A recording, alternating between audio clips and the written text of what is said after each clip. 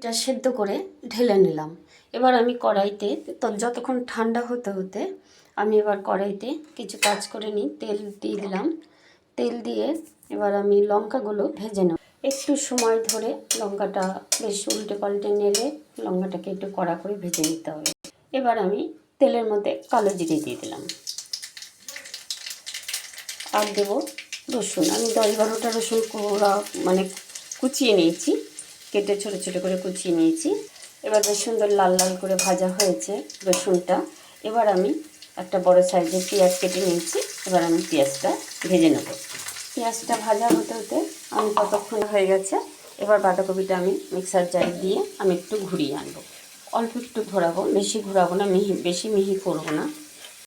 আমি কপিটা ঘুরিয়ে নিয়ে এলাম মিক্সি জারে। আমি একদম মিহি করিনি, এরকম গোটা গোটাই রেখেছি।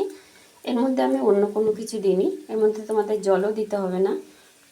পেঁয়াজটা আমার লাল লাল করে ভাজা হয়ে গেছে, খুব একটা লাল করিনি। এবার আমি একটা বড় সাইজের টমেটো দিয়ে দিলাম। টমেটো দেবো, এবার নুন দিয়ে দেবো, তাহলে টমেটোটা তাড়াতাড়ি গলে যাবে। আমি কপিতে একটু নুন দিয়েছিলাম, তার জন্য সেরকম বুঝে নুন দিলাম। এবার আমি কিছু গুঁড়ো হলুদ দিয়ে দিলাম 1/2 চামচি মতন, আর গুঁড়ো লঙ্কা দিলাম 1 চামচি। আমি মধ্যে জিরে গুঁড়ো দিচ্ছি 1 চামচি, জিরে গুঁড়ো কম 1 চামচি জিরে গুঁড়ো। এবার আমি ভালো করে কষিয়ে নেব। মশলাটা খুব সুন্দর করে কষিয়ে নিয়েছি, তেল ছেড়ে দিয়েছে। এবার আমি বাঁধাকপিটা যেটা আমি মিক্সিতে ঘুরিয়ে এনেছি সেটা সবটা দিয়ে কষিয়ে নেব। এবার গ্যাসটাকে বাড়িয়ে সমানে নেড়ে যেতে হবে। এই বাঁধাকপির ভর্তা দিয়ে 1 থালা ভাত খাওয়া যায়, আর কিছু লাগে না।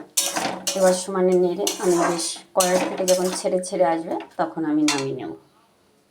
এবার আমার বাঁধাকপির ভর্তা হয়ে গেছে।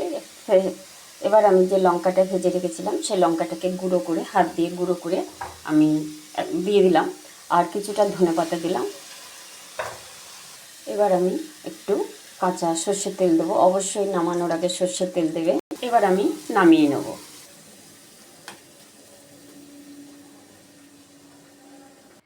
আমি শেষ ফিনিশিং করব। আমি উপরে একটু তেল ছড়িয়ে দিলাম। তোমাদের কেমন লাগলো তোমরা অবশ্যই কমেন্ট করো।